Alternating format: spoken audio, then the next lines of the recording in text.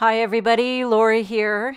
Thank you so much for joining me today. I've got a fun, colorful project to share with you using several different Waffle Flower products. And I'm also going to be using the new Waffle Flower grip mats. There are several different sizes. I'm just going to show you really quick. I'm only going to be using one size, but I wanted to show you the different options that they come in. The 8.5 by 8.5, this is the largest one, a big old grip mat. And then you have the 6.5 by 8.5. grip mat. They come with the grids. Those are separate, but they come in the packaging for the size. 5.5 by 8.5. So I'm going smaller and smaller as I go. Here's the 6 by 6. And then the 4 3/4 by 6 inch grip mat. And then the smallest 4 1/4 by 5.5. And I'm going to be giving one of these away over on my blog. And then the 7 1/4 by 7 1/4 stencil extender. You might want to check out the video on that with Waffle Flower. It's great to use with your stencils. And then the Grip Mat Guides Trio 1. Okay, so I'm going to use the 5.5 by 8.5. And I'm not going to use the grid little acetate sheets. Those are really, really handy, but I'm not going to need them today. I'm just going to use that clear grip mat. So first I'm removing one side of that acetate like covering, and I'm going to pull out my Simon's Stamp glass mat because these grip mats work beautifully on a glass surface. They will stick and grip beautifully on glass. So I pulled out that little white glass board, and then I removed the other side of the acetate backing. I'm going to be using this Arches Panel Stencil by Waffle Flower. So I have a panel of white cardstock. I'm using hammer mill. And I cut it to 4 1/4 by 5.5. There are little registration marks on the stencil that allow you to line this up perfectly with a standard A2 size panel cardstock. And then you just press it down and it sticks to that grip mat. And I gotta tell you, this is the first, I know this has been out for a little while and you've probably seen videos of it, but this was my first time using it. I'm also going to be using these little Waffle Flower detail blender brushes and some Simon's Stamp Pawsitively saturated inks. Everything that I use will be listed in the description box if I forget to mention it or you need to reference it. But what I was going to say was, this is the first time, and I've done a lot of ink blending in my day, but this was the first time I have never used any adhesive to hold down the panel, to hold down the stencil. No tape. It's revolutionary. I don't know. Like, I don't know what to do with myself. It's very, very cool. Okay, so I've got blush ink. And now this Arches Panel Stencil, you can blend yourself some rainbow arches. Or, if you want to make it really easy peasy, just blend this whole stencil with one color. You don't have to make it complicated.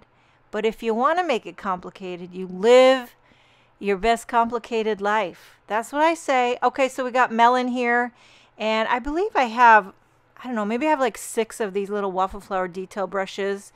When I run out of color, then I think I went into some Pink for Studio. They're similar, not quite the same, but I know Waffle Flower has several different sizes. They have some that are even smaller that you could use for very, very tiny, intricate stenciling detail and whatnot. Okay, so here we have lemonade, and I'm just going to tell you right now, I'm using a bunch of ink colors, all positively saturated. But you know what I say, like, have an arch, work that rainbow, baby, work it. Okay, peony, which is one of my favorite colors in all the land, doing that on the outer edge. And again, like I say, I do make this a little bit, it takes a long time when you want to do each arch a different color. But when you see the results, you'll feel it. You know, but you definitely don't have to make it so complicated. Now on the bottom half, I'm going to do more cool tones.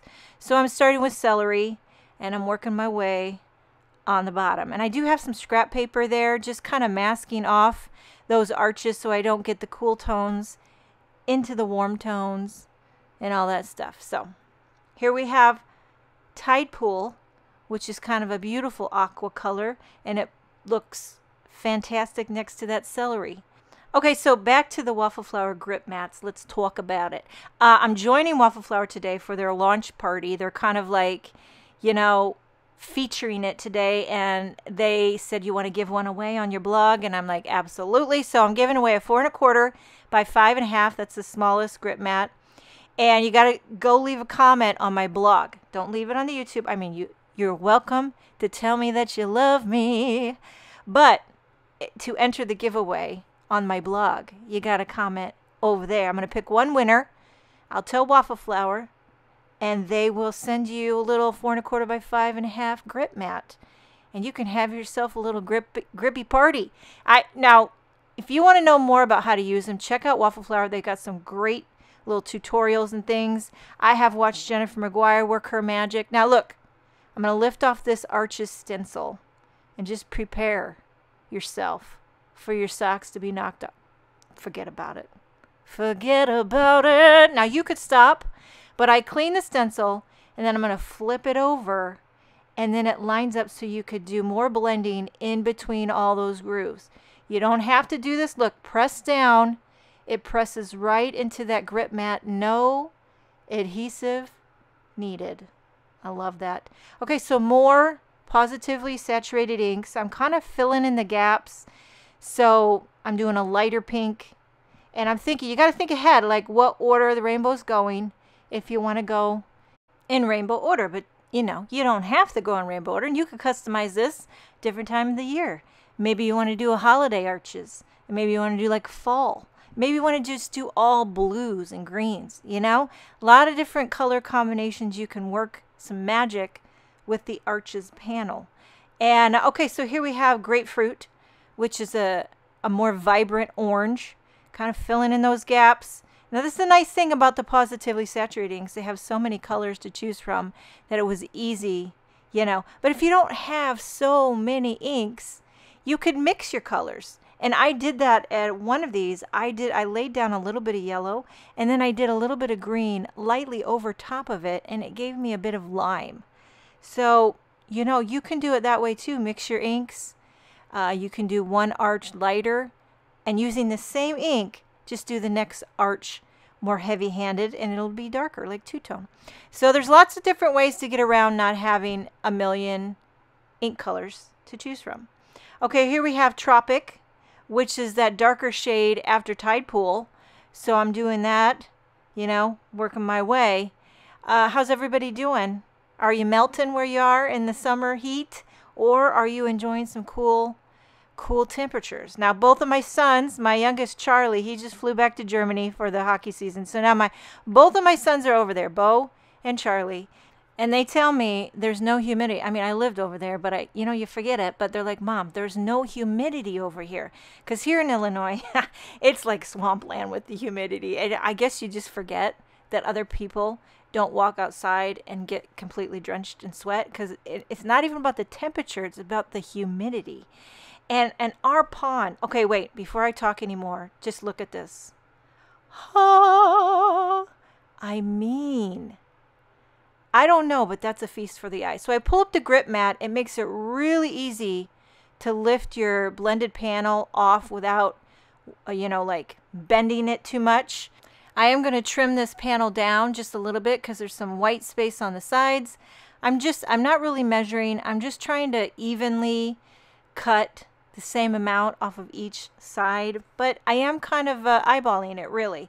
Going to cut a little bit off the top and bottom, just so I have a nice white even border when I pop this up on a white card base. So this is going to be a standard size card. I did put some foam tape behind it, you know, because dimension is life. So I popped that up. Now, I don't know if you can see it, but there are a few little boo-boos where I think I just pushed too hard, or maybe I had too much ink on my brush, but it kind of got in the little white spaces. So I'm taking a Jelly Roll pen. I'll link the one I use. This is my favorite one. It's the largest size. They have like 3 different thicknesses of Jelly Roll pens, and I like the thickest one for doing corrections. So I just go here and there, not too much, a little dab, just to correct any bleeding. Now for a sentiment, I'm using this. This is not new, but one of my favorites, the Oversized Smile word die out of vellum and matte gold. And then I put little slivers of foam tape behind that matte gold smile so I could pop it up on the vellum. The other thing you could do is just stack up, like die cut 3 more smiles out of white, stack them up if you want it to be a dimensional word die. I love the shadow. Don't forget the tittle. And then just a few, only about 4 little strips of foam tape behind the vellum so it can pop up on the card. And I love to put these oversized word dies on an angle. And then there's lots of coordinating sub-sentiments that go perfectly with the word smile. I'm going to emboss the one that says somebody loves you. I just love that. I think it's great to send to anybody for any occasion, or if you're just thinking of them, it's like smile, somebody loves you. So I'm embossing this in white on a strip of black cardstock. Back to the humidity. Not that this has anything to do with it, but our pond right now looks like a swamp. You're probably familiar with duckweed, but we got a heavy case of it. And I think our neighbor has some stuff that we all like had to pitch in for, like this solution that you buy to kill the duckweed. And because it is just about covering the whole surface of the pond. But you know what I read? Because we were worried about Hank going in the pond with all that duckweed. Duckweed is actually very nutritious. And in some cases, farmers who have ponds that have cattle, they will scoop up that duckweed and they will feed it to their cattle because it's very rich in nutrients. And there is your lesson for today on duckweed. Not that you care, but hey, now you know duckweed is healthy. People can even eat it if you want to. I mean, if you looked at our pond, you wouldn't think, ooh, that looks delicious. But, okay, there's the waffle flower. Smile, somebody loves you. Sending that to you today. Make sure and hop over to my blog if you want to enter to win a little grip mat. Thank you so much for joining me. Have a wonderful day, and I will see you next time.